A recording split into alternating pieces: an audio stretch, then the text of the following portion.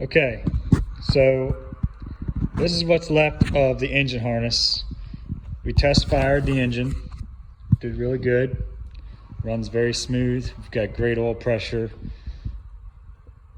I can't drive it yet because I'm still waiting on drive shafts, but so far it's doing everything it's supposed to do, just like we'd like it to do.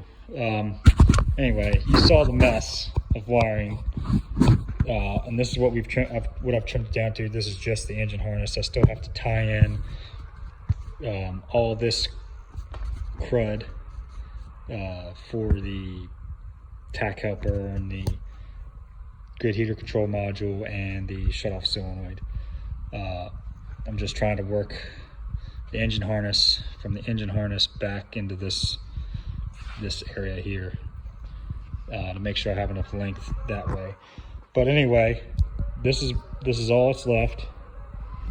There's a PCM connector there. It's still connected to the tack helper. Basically all you have is these two power connectors that go back to the dash. They probably send all the outputs from the PCM back to the truck, I'm assuming. Oil pressure switch, alternator stuff, air conditioning, there's that switch and the clutch switch. I'm keeping the fan connector just in case we ever want to run an electric fan for air conditioning. I'm hoping that the PCM will control that the same way it would have done the 6.0 fan clutch. And then just oil temp and coolant temp. I'm waiting on some pigtails. I gotta eliminate these this weld here, and I'll make it a nice solid wire. Get rid of all these the other sensor connectors we had to cut off. You can see my mess over here. This is everything that was removed from the engine harness.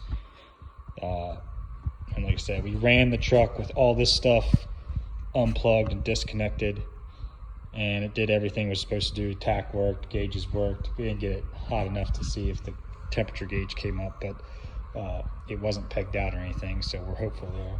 I'm sure it works fine. Alternator charged. Like the only other thing we couldn't do was air conditioning, but everything worked fine. So we went ahead and eliminated everything out of the harness. We're going to start looming it up, making it look pretty, and hopefully we can get rid of this rat's nest over here at the same time. We'll let you know how it goes.